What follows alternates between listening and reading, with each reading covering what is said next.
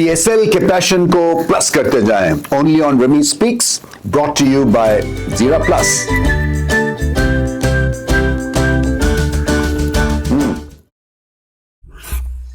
पेशावर ज़ल्मी की ये बहुत बड़ी फतह है against table toppers Multan Sultans, क्योंकि अभी तक मुल्तान सुल्तान्स को हराना बड़ा मुश्किल काम हो गया है। मगर जब से ये मुल्तान से निकले हैं, थोड़े से इनके खिलाफ टारगेट्स अचीवेबल होते जा रहे हैं। मोहम्मद अली की वैसी परफॉर्मेंस नहीं है जैसे मुल्तान में थी, वो इनके चीफ ऑपरेटर रहे हैं बॉल के साथ। बट ओवरऑल ये बाबर आजम की बदौलत और साइम अयूब ने जो ओपनिंग की बाबर के साथ और एक तरह से प्लेटफॉर्म सजाया और फिर उसके बाद बॉलिंग स्ट्रॉन्ग की, मैच बहुत तगड़ा हुआ, आखिरी ओवर तक गया। और मुल्तान सुल्तान यही करते हैं, वो टफ टाइम देते हैं ओपोनेंट्स को, और उनका रिकॉर्ड अगेंस्ट पेशावर ज़ल्मी भी आउटस्टैंडिंग है। सो इसलिए पेशावर ज़ल्मी को एक तरह से मेंटल स्ट्रेंथ भी चाहिए थी और टेक्निकल स्ट्रेंथ भी चाहिए थी मुल्तान सुल्तान के खिलाफ, और ये दोनों देखी बहुत ज्यादा कसीर तादाद में।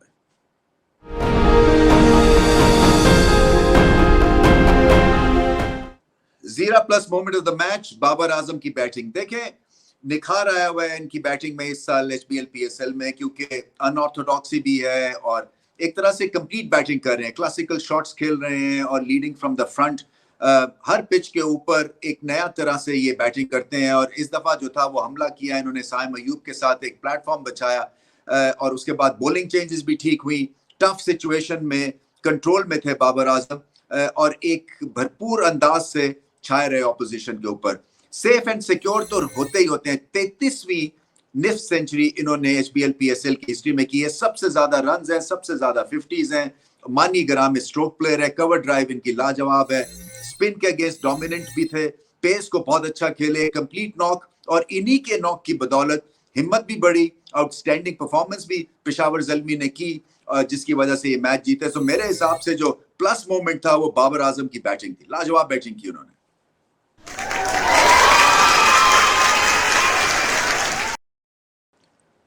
स्ट्रॉन्ग ब्लेंड ऑफ लिप्टन, क्योंकि चाय चाहिए और स्ट्रॉन्ग चाहिए। Strong performance of the match दो प्लेयर्स को मैं देना चाहूंगा। एक आमिर जमाल को, आउटस्टैंडिंग बॉलिंग की उन्होंने, विकेटें भी ली। वो एक कैच तो लाजवाब किया आसिफ अली ने, प्रॉब्ली इस टूर्नामेंट का बेस्ट कैच किया। डेविड मलान ने हिट मारी और जमीन दोस्त छक्का था और उन्होंने लपक के कैच कर लिया बाउंड्री लाइन पे, वो भी एक तरह से टर्निंग पॉइंट था।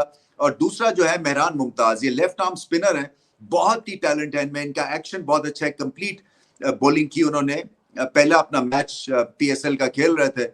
सो 4 ओवर्स में 20 रन, 1 विकेट। और जब भी कोई नया इस तरह से बच्चा आता है तो और उसमें टैलेंट होता है तो आपको फिर उम्मीद बन जाती है पाकिस्तान क्रिकेट के सिस्टम से, क्योंकि पाकिस्तान डेस्परेट है स्पिन डिपार्टमेंट में कोई नए चेहरों को इंट्रोड्यूस करवाने के लिए। और आई थिंक ये one for the future, at least white ball cricket में बहुत देर तक लंबी इनिंग्स ये खेल सकते हैं।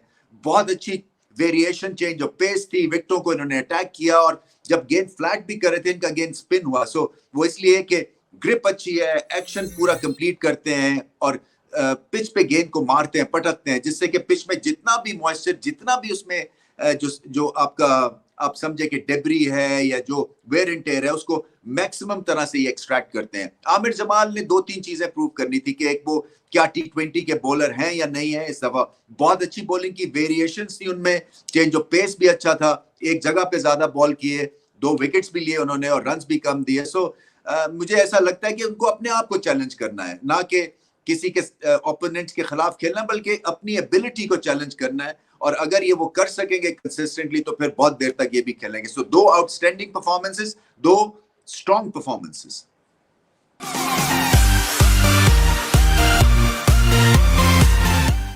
Turning point of the match की तरफ चलते हैं।